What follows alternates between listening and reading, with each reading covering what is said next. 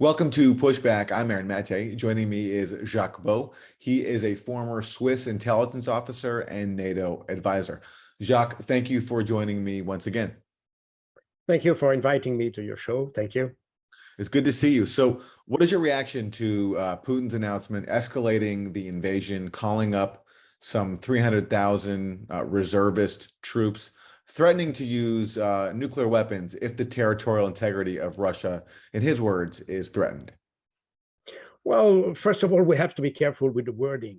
I will come specifically on the nuclear weapons later. But starting with the partial mobilization, actually it makes sense, and that's more or less the logic follow-up after what has been scheduled, I would say, in the Donbass, in the southern region of Ukraine, and namely the referendums of in Kherson, Zaporozhye, Donetsk, and Lugansk oblasts. If we admit that these referendum will accept these oblasts joining the Russian Federation, then that would mean that the Russian Federation will add almost 1,000 kilometers to the border, the actual border. So that means that requires new forces to ensure the security on that border, especially in Ukraine, since you have currently a war. So for me, it's not a real surprise to have the need for additional manpower to this to the current situation. We also have to say, and I think it's important to say that these 300,000 mobilized soldiers will not necessarily be on the front line, but are more there to support or to help supporting the forces that are actually deployed in the southern part of Ukraine. So it's basically to have more freedom of movement for the Russian forces in the southern part of Ukraine. But it makes perfectly sense if we consider that these referendum will probably be accepted. The reason why they might be accepted is twofold. The first one is that the Ukrainian government asked or I would say ordered during the summer, order its population to leave these oblasts, meaning that the population that is currently in these oblasts are most probably pro-Russian individuals, meaning that they probably you have a majority of individuals that will accept joining Russia. So the second aspect is that during or since 2014, the whole southern part of Ukraine is basically or feel like under occupation, if you want, in Ukraine, especially because of the laws regarding the language, but also you have several laws that nobody talks about in the West, but the famous law on the rights of indigenous population that was adopted in July 2021. And according to this law, indigenous population of Ukraine, among which you have not the Russians, have different rights. So it's a law that it's not exactly the same, but it has some similarities with the infamous Nuremberg laws that you had by Nazi Germany in 1935, giving different rights to the citizens depending on their ethnic origin. And so that's why since 2014, and especially in the last couple of years, the Russian-speaking part of Ukraine doesn't feel like a normal citizen, if you want. They are second-class citizens. That's why and that's also why we haven't really seen any resistance movement developing in a zone that were occupied by Russian forces or so. The population, in fact, accept rather well the arrival of the Russians. So we can expect, for those two reasons, there are probably others, but for those two main reasons, we may expect that this referendum will probably be accepted, meaning that it's likely that the Russian Federation will extend through the southern part of Ukraine. Now, as to the nuclear weapons, all Western media have stated that Putin threatened the use of nuclear weapons. This is wrong. If we go to the original wording and the transcript of the wording of what Putin actually said, he didn't say that he will use nuclear weapons. However, he mentioned that Western leaders have mentioned the use of nuclear weapons against Russia, and namely Liz Truss, the current British Prime Minister. You'll be ushered into a room very privately at number 10.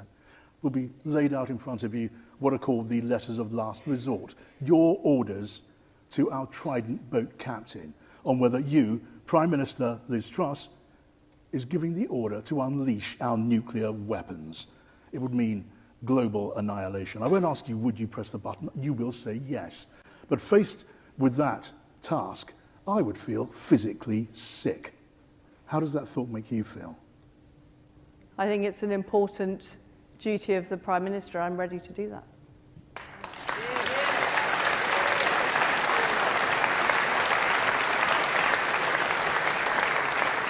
I asked how it would make you feel. I'm ready to do it. Who stated end of August, if I remember, that might be the 24th of August or something like that. She said she would be ready to use nuclear weapons against Russia, and that the starting a nuclear war would be justified against Russia. And of course, this is a source of concern for the Russians. The Russians, on the side, have a no first use policy about nuclear weapons, and nothing indicates that they will divert from that policy.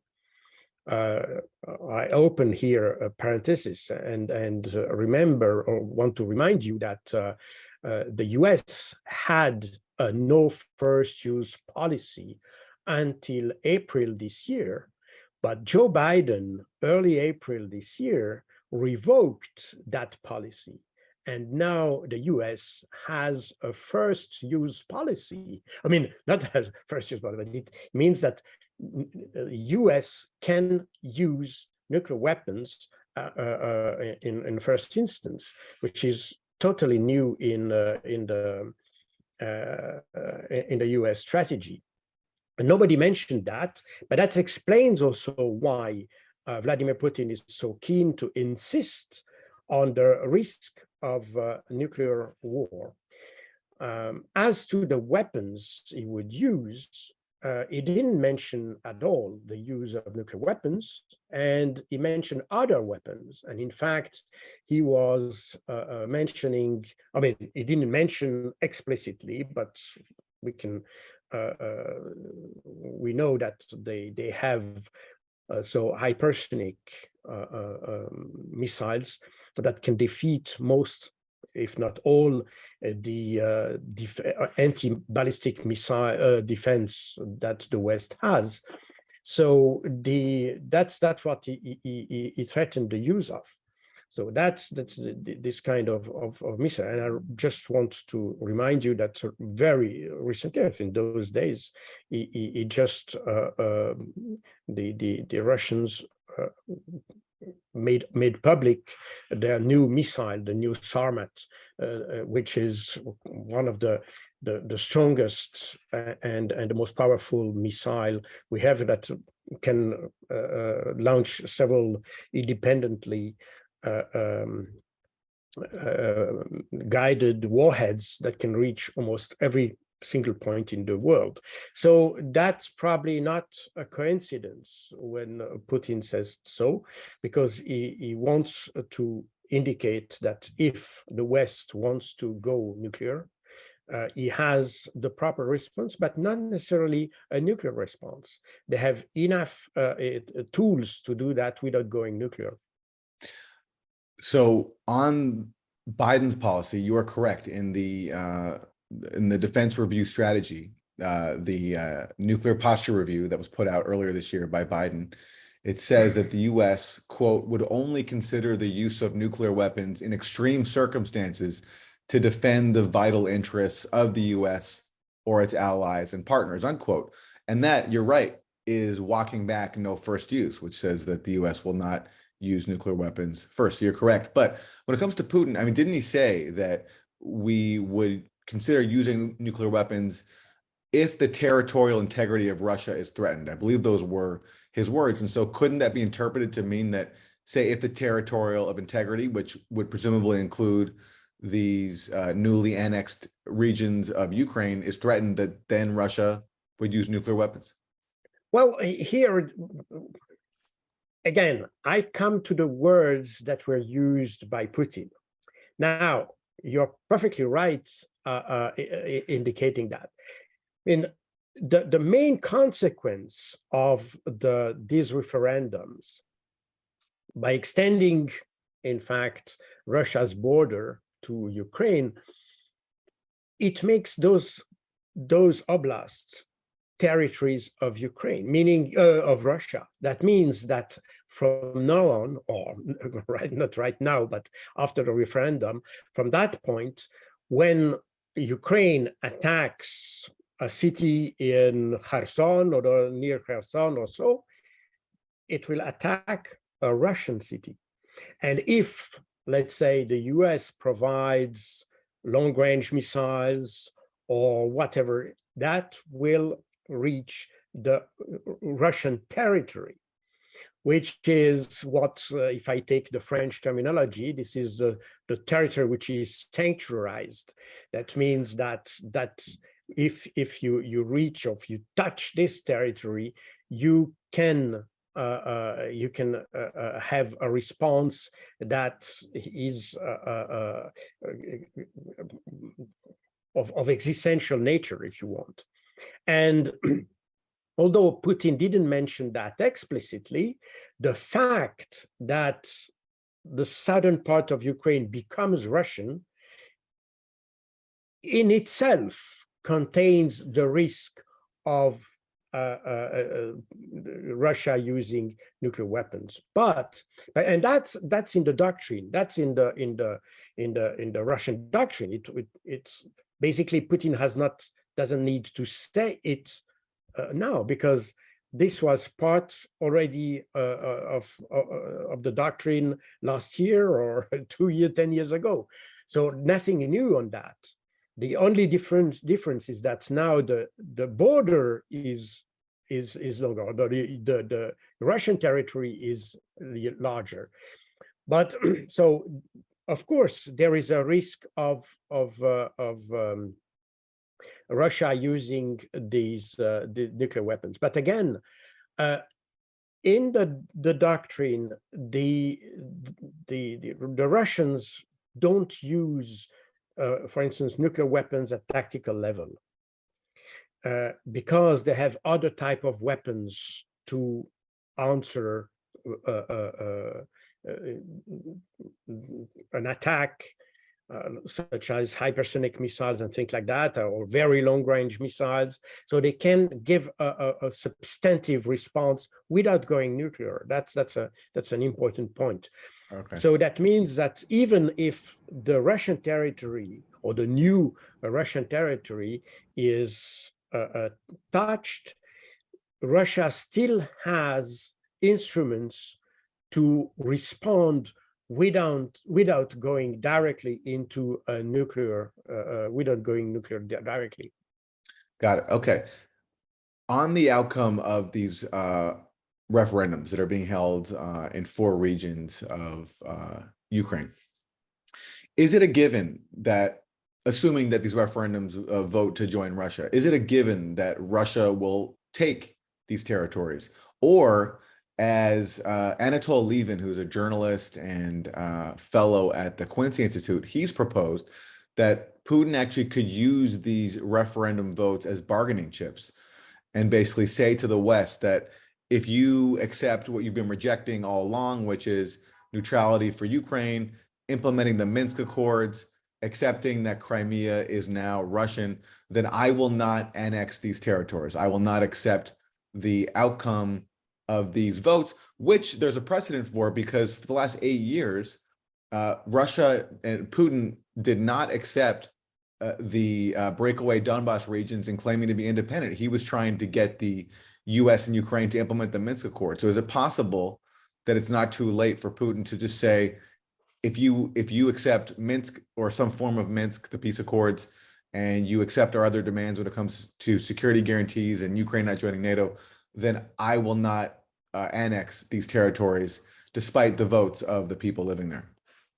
Well, yes, and of course, when we talk about this referendum, we have to be more specific. I mean, if we talk about Donetsk and Lugansk regions or oblasts, they are already independent, technically. That means that for them, the referendum is not about being independent, but it's about joining Russia, yes or no. For the 2 other oblasts, Kherson and Zaporozhye, formally, they still belong to Ukraine. And that means that there will be different questions asked to the population. The first one is, do you want to leave Ukraine, yes or no? That's the first question. Then, if you want to leave Ukraine, do you want to be independent, yes or no? And if you want to be independent, then do you want to join the Russian Federation, yes or no? And there are some unknown factors also, because what is not clear, and I haven't seen the question asked to the populations, but something, what should be what should join Russia, if I can put it that way, meaning that Zaporozhye, for instance, or Kherson, in the current situation, only part of those oblasts are occupied by the Russian coalition. There is still a big part that is under Ukrainian control. So if we talk about the joining Russia, do they mean only the part which is currently occupied by the Russian coalition, or do they mean the whole territory of these oblasts, which would mean that the war is far from over, because even after joining Russia, that means that they still have to conquer the rest of the oblast. So that's a first a question that is important, and I don't have any question. I don't know if anybody has the answer to that at this stage.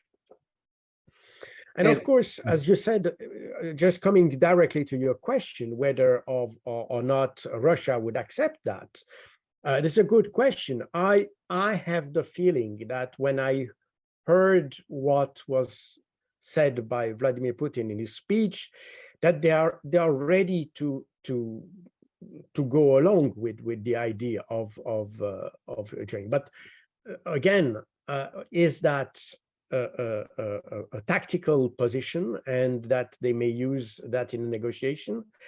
Although I am not sure that this will be, in a negotiation, I'm not sure that this region like Zaporozhye and Kherson, that they would return to Ukraine. So the question is whether they become independent, or joining Russia. But I think there is no question at this stage that this region would return to Ukraine. And I think even the population may not want that, because what we have seen recently is the fear of the local population about possible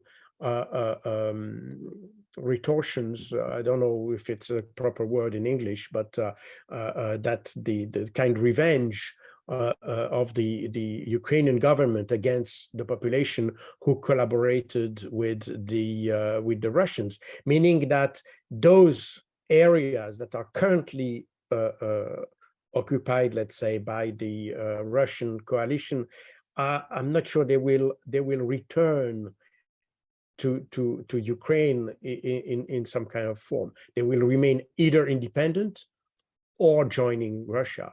That's my feeling. One aspect of Vladimir Putin's speech that's gotten close to no attention in the US, it's been mentioned a couple of times, for example, by David Ignatius, who's a columnist for the Washington Post, but otherwise it's been ignored. And that is when Putin said, and he said he was making this public for the first time, that Ukraine and Russia were very, very close to a peace agreement back in March, but that, in his words, Ukraine was ordered to wreck any compromise by the West.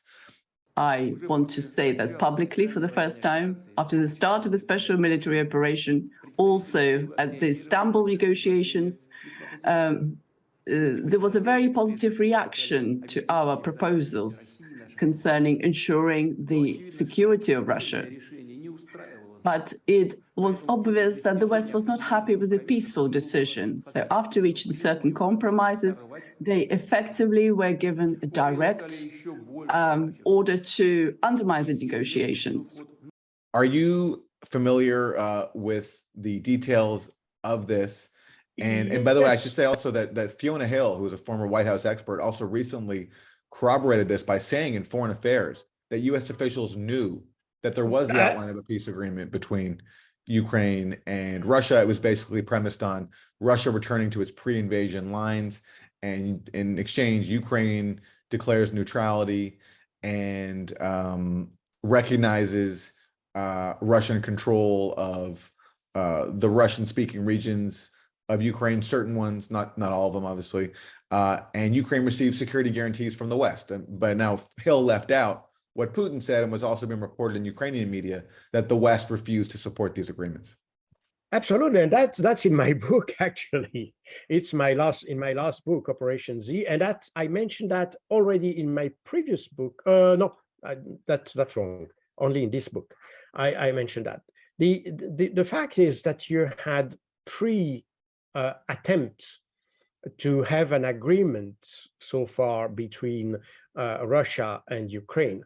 The first one started at the request of Zelensky on the 25th of February, so just one day after the start of the offensive, and Zelensky asked to have a negotiation with the Russians, and you had a first a round of negotiation that started at the Belarus border, and this was stopped, in fact, by the European Union. The European Union, 2 days after the Zelensky request, the European Union came with the first package of weapons. That was a package of 450 million euros for weapons, and with the idea that it should not be negotiated with Vladimir Putin, we should just fight. And in March, you had exactly the same scenario. Zelensky approached the Russians with this offer, and 2 days after he made his offer to the Russians, by the way, the European Union came again, exactly the same thing as the first time. Again, the European Union came with a second package of 500 million euros for weapons. And in addition to that, Boris Johnson called Zelensky to ask him to withdraw his offer. Yeah. Otherwise, all the supports will be cut. And Boris Johnson came to Kiev a few days later and reiterated that what he just said. That means no negotiations. Otherwise, we cut all offers. And he came with something that 50 million. I may be wrong on this, but I think he came with a new offer on for weapons, and that was reported by Ukrainian media. In fact, in my book, I mention only Ukrainian sources, and Ukrainian sources said explicitly that Boris Johnson and the West basically prevented a peace agreement. So that's not an invention from some Putin partisan here in the West. It is that's also what the Ukrainian felt. And you had a third occasion when that happened. That was in August, when you had this meeting between Erdogan and Zelensky in Lviv. And here again, Erdogan offered his services to mediate some negotiation with the Russians. And just a few days after that, Boris Johnson came unexpectedly in Kiev, and again in a very famous press conference, he said explicitly, no negotiation with the Russians. We have to fight. There is no room for negotiation with the Russians. So on 3 occasions, in fact, the West prevented any negotiation with the Russians. And in April, as you mentioned, that was probably the most developed offer by Zelensky, and it was a very comprehensive offer, and including neutrality of Ukraine and the stationing of troops under supervision of external powers, including Russia. So it was a very extensive agreement, actually, and the Russians were very positive about this agreement. But again, it, as you just said, it didn't move ahead. So, no, it's clear, and I think Lindsey Graham also said in a press conference. Also, he said that the Ukrainians have to fight to the last Ukrainian. 4 months into this thing, I like the structural path we're on here. As long as we help Ukraine with the weapons they need and the economic support, they will fight to the last person. So I think we are in the dynamic that the problem is not the victory of Ukraine, it's the defeat of Russia. That's exactly what the West is aiming at. We don't, and that's what disturbs me, and that's exactly what I say in my book. The problem is that nobody cares about Ukraine, in fact. We have just instrumentalized Ukraine for the purpose of strategic US strategic interests, not even European interests, by the way. So that means that even the Europeans, and we see today with the emerging energy and economic crisis, that the Europeans have absolutely no interest in that conflict. And it serves more the US interest, and I'm not sure it serves them very intelligently, but that's what apparently the White House think. But that's the problem. We don't care about the Ukraine. The initial aim of that conflict was to provoke Russia in order to be able to destroy its economy through sanctions. The problem is that these sanctions didn't work, And Ukraine didn't expect to fight so long. They expected to have a very short battle, but that Russia would crumble almost immediately, and that in fact they would get it. And if you see the interview of Alexei Arestovich of March 2019, that's exactly what he says. In fact, and who is he? Sorry. Alexei Arestovich is an advisor to Zelensky, a very close friend of Zelensky, is one of his closest advisor. And he made, just before Zelensky was elected in March 2019, you can see that interview on the on YouTube if you want. And in that interview, he says that Ukraine will have a war with Russia, with the aim of defeating Russia, and the defeat of Russia will be the entry ticket for Ukraine to NATO.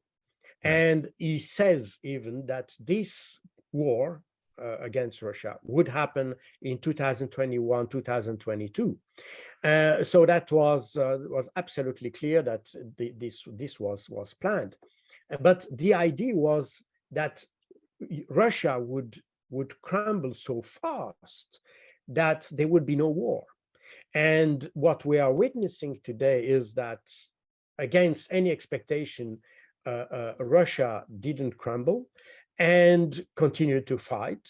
And today, the victim of this miscalculation, in fact, is Ukraine. And now we are trying to push this conflict and to weaken Russia politically more than militarily, through an extended conflict, try to have a kind of protracted conflict that leads nowhere, just to weaken politically Russia, to add, and we have added sanctions over sanctions over sanction without any result. And the West is, in fact, a victim of its own miscalculation in that. So this is a very unfortunate for Ukraine in reality. Yeah, there was even a rare acknowledgement in the New York Times recently, citing U.S. officials that they fear that the worst has yet to come for Ukraine, but yet they're still continuing with the same policy. Let me read it for you. This is what the New York Times reported. Some American officials expressed concern that the most dangerous moments are yet to come, even as Putin has avoided escalating the war in ways that have at times baffled Western officials.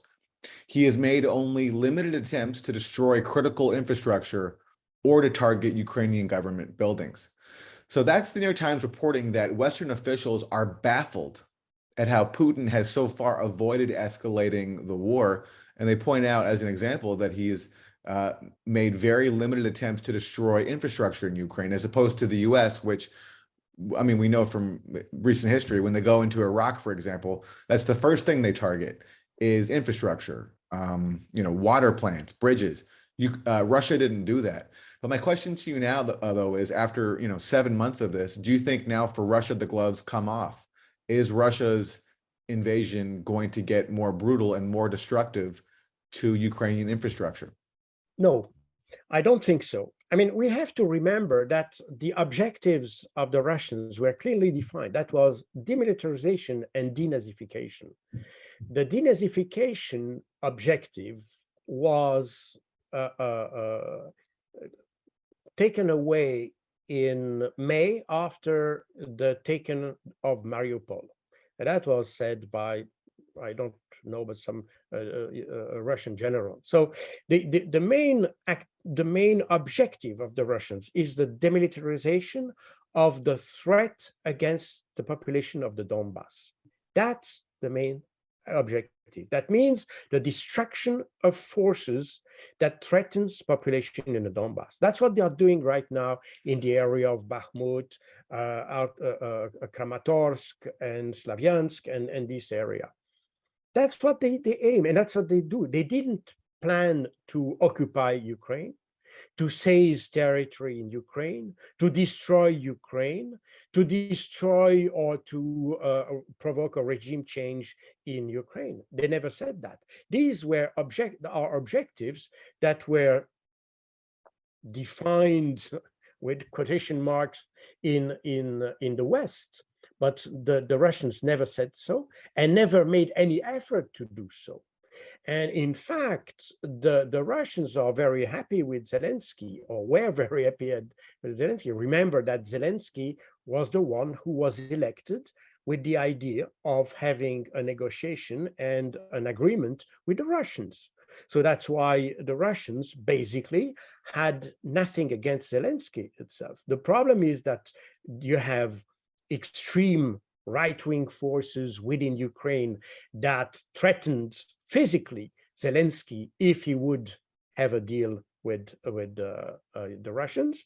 And you have the collective West, as we say, that in fact pressed Zelensky not to negotiate with Russia, because the ultimate goal of this whole affair is in fact what we have we can see described in those publication of the RAND Corporation of 2019, which is unbalancing Russia or overextending Russia, or I don't have exactly the titles in mind, but there are two publications of the RAND Corporation, and that's exactly, by the way, if you read what you have in those publications, you have exactly the description of what is going on right now, including the problem between Azerbaijan and Armenia, the inclusion of Finland and Sweden into NATO. Everything is there. Everything is there. So the very idea of the let's say the U.S. objective since at least 2019 is to isolate Russia, and to isolate Russia from the international community. And so that's what they are doing. They're just misusing Ukraine to that aim. So looking ahead, do you see this war continuing through the winter time? And if so, what is Europe facing? Already there is talk of energy rationing. People are complaining of high energy bills. What is the long-term forecast for this war? Well, I have to confess, I don't have a crystal ball, so it will be hard for me to say exactly what will happen. But there are several factors that may come into the answer. The first one is what we have mentioned before. What do we intend under the let's say independence of these oblasts? Is that the oblasts as they are occupied now, or is that the whole oblast, including the territories which are still under control of Ukraine? Meaning that if we are talking about the whole oblasts, that means that the Russian coalition plans or has in mind to conquer the rest of these oblasts. And that means that there are still a lot of fighting ahead if we go that way. If the referendums concern only the current occupied areas of these oblasts, we may expect that at certain point the front line will stabilize at their more or less current situation, and that opens the possibility of having kind of discussion or negotiation. I don't know. An important thing is that I think that if the population of these oblasts decides to be independent or to join Russia, I think there is no way under any circumstances that these region will return to Ukraine, regardless of who is in charge in Ukraine, in Kiev, who is in charge in Moscow, or things like this, because these populations have suffered under the Kiev rule, and now they have the opportunity to be at least independent, maybe under Russia, meaning that they will not return to Ukraine. And I think nobody will even try to bring those republic or oblasts into Ukraine, I think. So that's a very important thing to have in mind. The second aspect is the behavior of the collective West, as we say.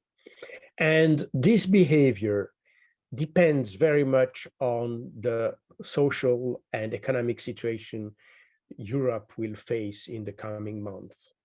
There are already some institutes, strategic intelligence institute, that have noted that in the last 3 months, the number of social unrest in the West has increased by 42%. And that means that we may expect in the coming month even more social unrest.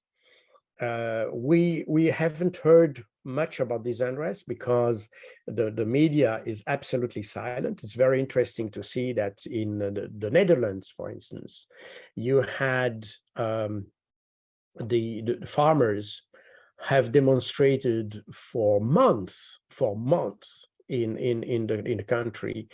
You had very strong encounters between those farmers and the police, even live shooting against them. So it was very, very brutal, but no mainstream media mentioned that. I'm living in Belgium, just next door of the Netherlands.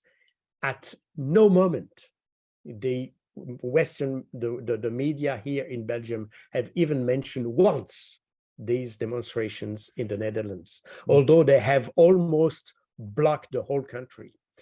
We had also such demonstrations in Italy.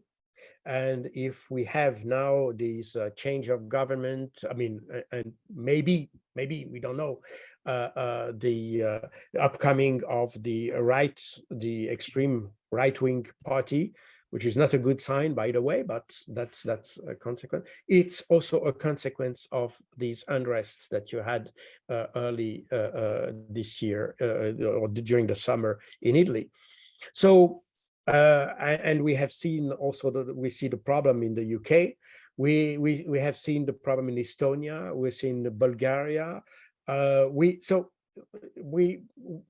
There are probably very difficult times on the social in the social area in Europe, and that may affect the way the Europeans consider their behavior in the conflict. Although Ursula von der Leyen, the president of the European Commission, recently said in a press conference that there will be no appeasement.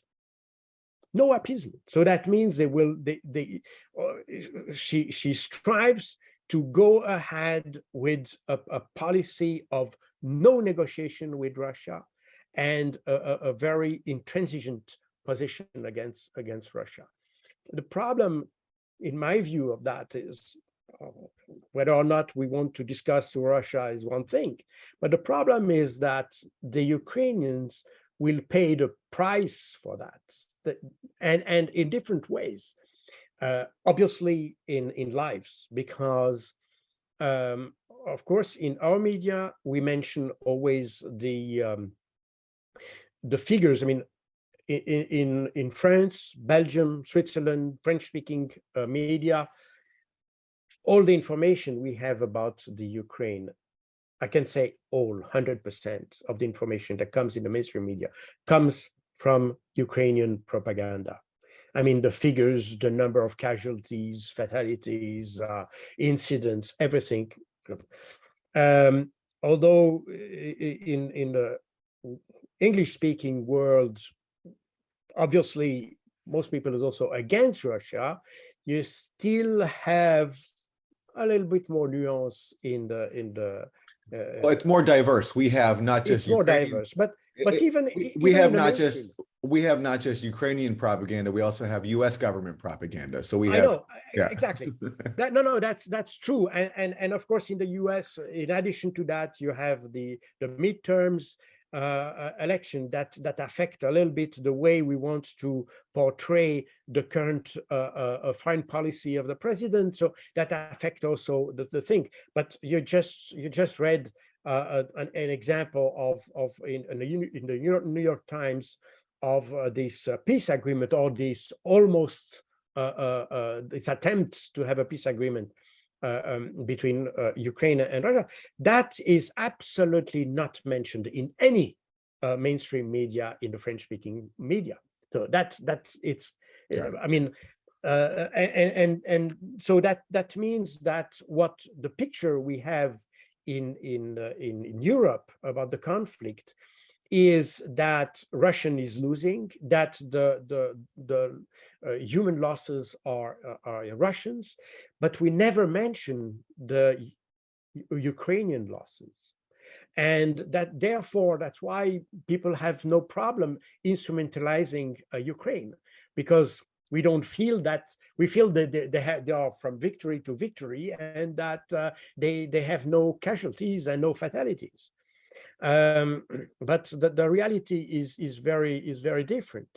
And in addition to this problem, you also have an economic problem, because all those guys who died on the battlefield and all those guys who emigrated in Europe are currently in Poland, in Russia even, or in other parts of the world.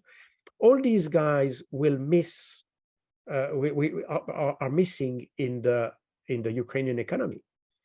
That means, how can you then have a productive economy if you don't have the manpower, the know-how, the people to do the job? And in addition to that, you obviously Ukraine will also be affected by the overall energy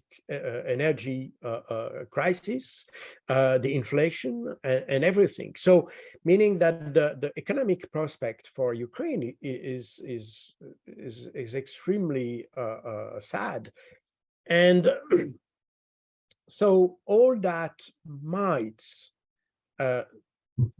incite the Europeans to have a softer view, and we see already some voice towards in that direction, like Viktor Orban in Hungary. But again, as you see, Viktor Orban suggested to have to improve contact, or to with Russia, not to improve contact with Russia. It's not exactly that.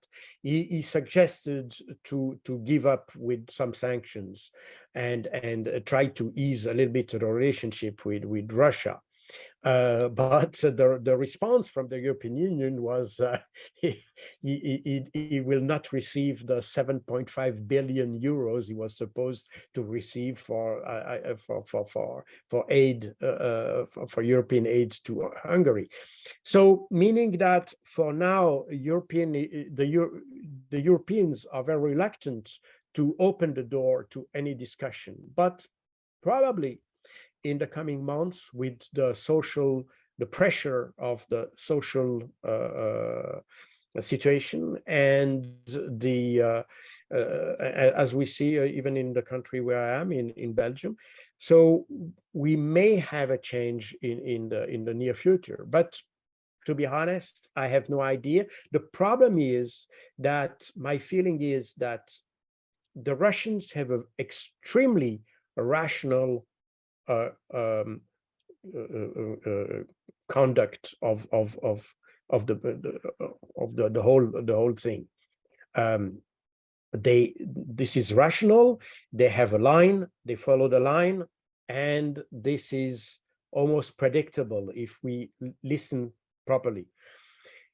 if we go on the Western side, especially on the European side, this is totally irrational. We are just on the dogmatic approach to the problem. And if we hear, for instance, the German foreign minister, Annalisa Baerbock, who said, I don't care what the Germans think about my policy. My aim is to support the Ukrainians. No matter what my German voters think, but I want to deliver to the people of Ukraine. And this is why, for me, it's important to be always very frank and clear. And this means every measure I'm taking, I have to be clear that this holds on as long as Ukraine needs me.